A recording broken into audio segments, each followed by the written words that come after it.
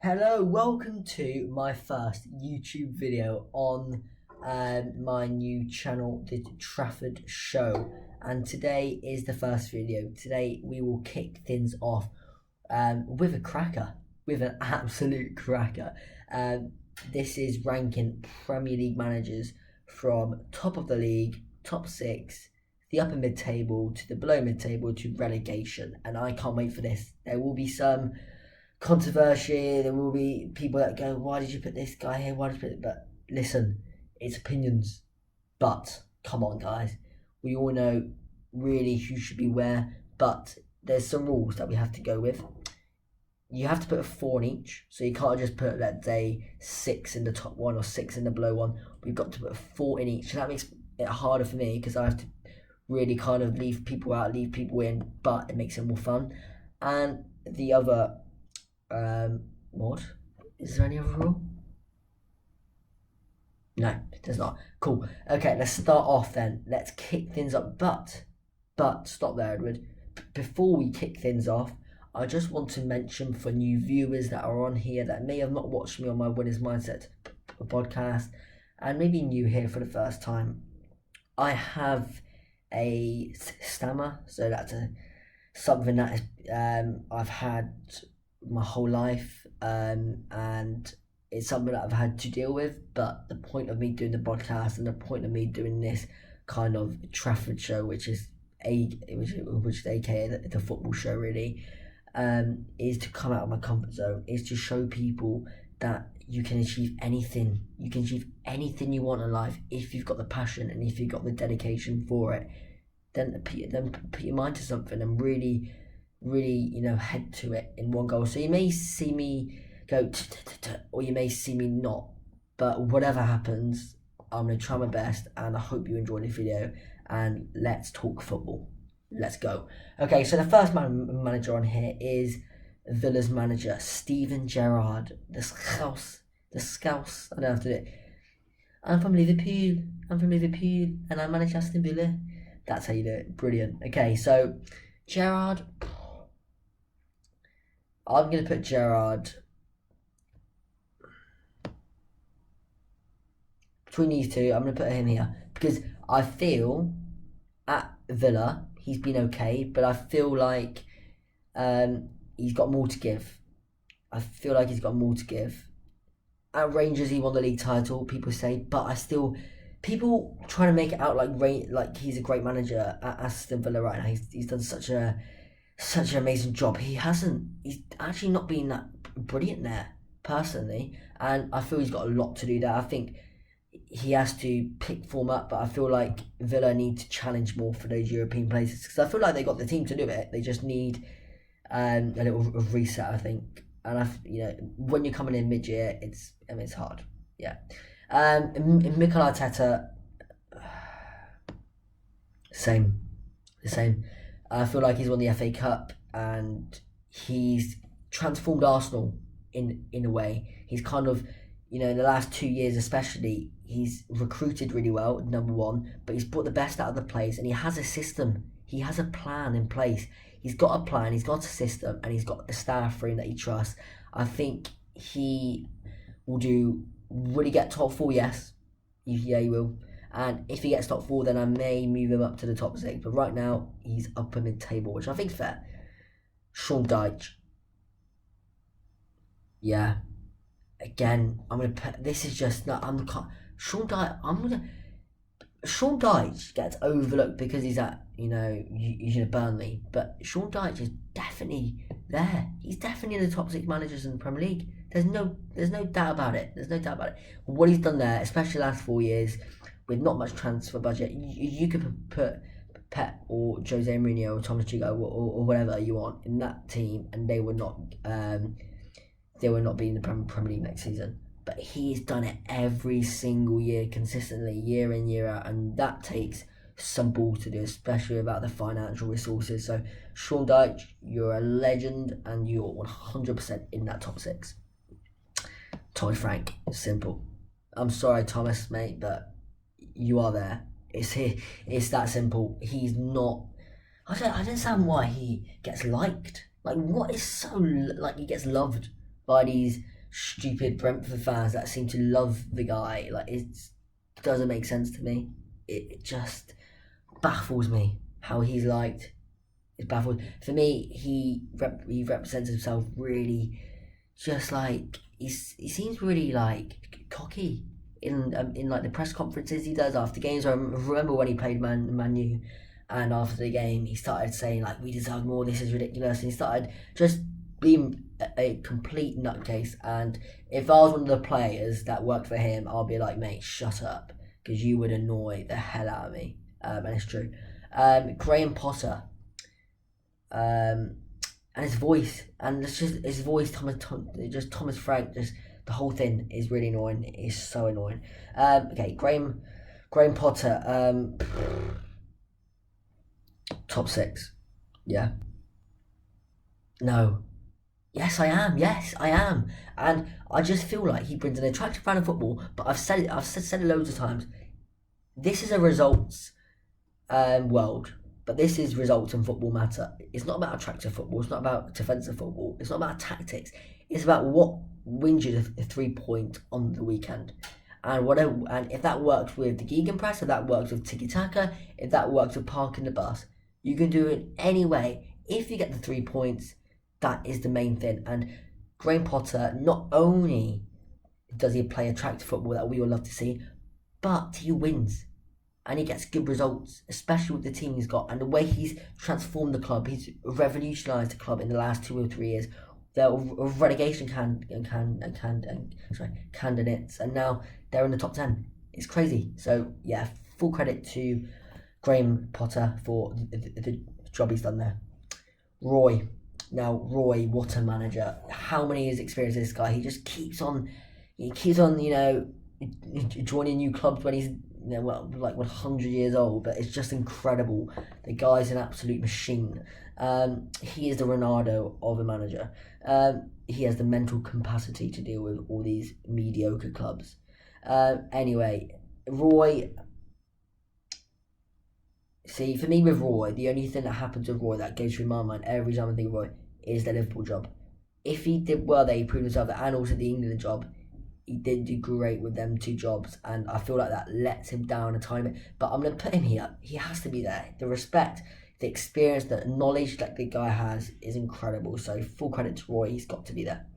Jesse March, well, he's not there because it didn't update in time, but Jesse March now. I don't understand this appointment. And it's the same thing I said 2 minutes ago. You appoint a manager because of their results and their record in management, not because of their little pressing style football. That does not work. Teams will figure it out. Happen the same thing with Leeds. Leeds right now, they need results. They do not need a nice pretty manager that's going to make them play tiki-taka football, press and high football. Oh, brilliant to watch. No, Leeds need results, and Jesse March will not get them results. And Leeds, mark my word here, and this may sound stupid, but I think Leeds will go down. I think they will. So I'm going to put Jesse March in here, but that's obviously not his face, but yes, because it didn't update. Jurgen Klopp, the GOAT, one of the best managers in the world, 100%. I'm going to put in the top of the league, 100%. I think the next 3 are quite simple, and I don't think they need too much to say about them. They're all winners, they've all won it. Conte just beat the Spurs. Conte, he needs more time to do what he's doing, but he's talking about resigning and stuff, I'm sorry, but would it work out at Tottenham? I'm not sure. Tottenham are just horrendous. They are shambolic. Absolutely shocking. They're just shocking. Pep, yeah. Pep is one of the best managers in the world. I think he's the best manager in the world, 100%. And Jose Mourinho too. And I'm a big Jose Mourinho fan. People that are new to this channel, which it will be because this is my first video, I am a huge Jose Mourinho fan, absolutely huge one. Brendan Rodgers, I think he's done a really bad job this season personally with the team he has compared to the last 2 years prior to this season. I think he should be doing a lot more with the team. So for me, sorry about that. That was Man United texting me. For me, Brendan Rodgers should be. If you rank it now, he's there. I'm sorry, he's there. Yeah, and he should be higher. and normally he would be higher. But if you judge it on right now, Brendan Rodgers is not a top class manager. He's got to improve, and personally, I think he should be sacked because this season I think he's just been awful. Eddie Howe, yeah, here. I think he's not here. He's not down the bottom, but I think he's not near the top at all. I think he's just, in the bottom, and they're just like, like a bird, just going through them too. So I think he's there. I feel that he's a really good manager, but I don't think he's top tier at all. And I think Newcastle, after the next 2 years, when they're kind of going through the rebuilding stage, will probably get rid of him. I don't think Eddie Howe will be the guy that wins them league titles and Champions Leagues. Okay, Thomas Tuchel. I'm going to go top of the league. I think it's obvious. The job he's done at Chelsea has been outstanding, absolutely outstanding. And to be honest with you, the last few months I've been one of his critics, saying, he needs to do this, but I just think he's a top manager, but also he's a top man, a top man too.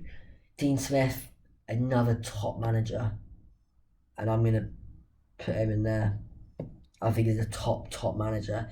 People forget about the job he did at Villa. It was a great job. He had a few tough months near the end, or 2 tough weeks, but you have to remember the 2 years prior to that, and the job he's doing at Norwich now is a really good job. He's rebuilding the club, and will he keep them up? Maybe not, but he's a top manager. You can't say that. For me, he reminds me of like Chris Wilder, because he is a Premier League manager. He's just not at a club like a mid-table. He's a perfect manager for a team like Crystal Palace, or like Brentford or something like that. He's just a perfect manager for them. But Norwich is not the right club for him. If Villa's too big for him, he needs to be right in that mid-table. Chris Wilder is the exact same thing. Maybe Chris Wilder should be higher than that. 3 years ago, I said Chris Wilder should be the next Man U manager, and look how that turned out. We got the Ollie guy in. And anyway, Patrick Vieira, I'm going to go relegation. I think he's a good manager. But I just don't see how the hype around him Crystal Palace stands. Yes, he plays an attractive brand of football, but every single year, Crystal Palace are just right in that mid-table. They're literally right in that mid-table. They don't do anything all season. They just stay in that mid-table. They just relax. And Crystal Palace need to be either proactive or reactive, because if they were proactive, they would go, damn it, no, we are not a mid-table club anymore. Next season, we're going to fight for Europe. We're going to fight for that top 10 position, because they've got a good team. They've got a good youth academy there, and Patrick Vieira is the right man to lead them forward. But the board and the actual club needs to have more of the ambition. I feel like when I went there in December, and the fans were incredible. The atmosphere there is absolutely incredible, and yeah, they need a proper plan, because they can't just be getting mid-table each year. Anyway, moving on, Frank Lampard, relegation. Now, I've got nothing against Frank Lampard. I think he's a really good manager. I think the job he did at Chelsea gets underlooked because Tuchel went in and he won the Champions League. So people are like, well, what was Frank Lampard doing there? But Frank Lampard was the guy that brought Mason Mount. Frank Lampard was the guy that brought Reece James up. Frank Lampard was the guy that brought all these stars in and built the foundations for Thomas Tuchel to hit it off. Without Frank Lampard, Chelsea would not have won the Champions League that year. Chelsea would not be where they are now. So Frank Lampard is a good manager. He will do a good job at Everton, but the only thing you can say why he's in there is because he's not done anything consistently yet. So he should compete on the likes on the rest, because he shouldn't. Bruno Lage, I really like him. I really, really like him. I think he's a top manager. What he's done at Wolves, the system he plays with, everything. I think he's a top manager, and I think he deserves to be in the top 6. It's as simple as that. And I think maybe Man U should go for him, because I really like him. But I know Man U fans will see me saying that, you go, what the hell is this 14-year-old boy talking about? He knows nothing about football.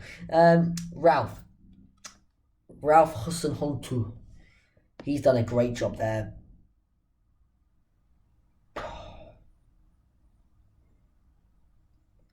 I'm putting there. Perfect. Just the upper mid-table. Really good manager. Really good manager. Plays a really good style of football. He's a bit open at the back, but he makes up for it in the attack. And results this season have been really good for them. They're doing really well right now. They've been a lot more consistent, and defensively they look a lot more organised too. So full credit to him, and he's a top manager. Soon enough, he has to have a job at like a club like Tottenham. I think would be a brilliant move for Tottenham and him, because I think he adds to the long-term project, but also the style of football is really attractive for the Tottenham fans to look at. And I know I mentioned attractive football bit, but he gets results. The guy gets results. Ralf Rangnick, my interim manager, Man U's the interim manager right now, and I'm gonna put him here due to reasons. Yes, he's been to RB Leipzig. He was really good there, and he's been to Hoffenheim, and he's been to all these, but he's not tested himself outside of Germany, and he hasn't won that much to go, wow, Ralf Rangnick. But I must admit, I really like him right now.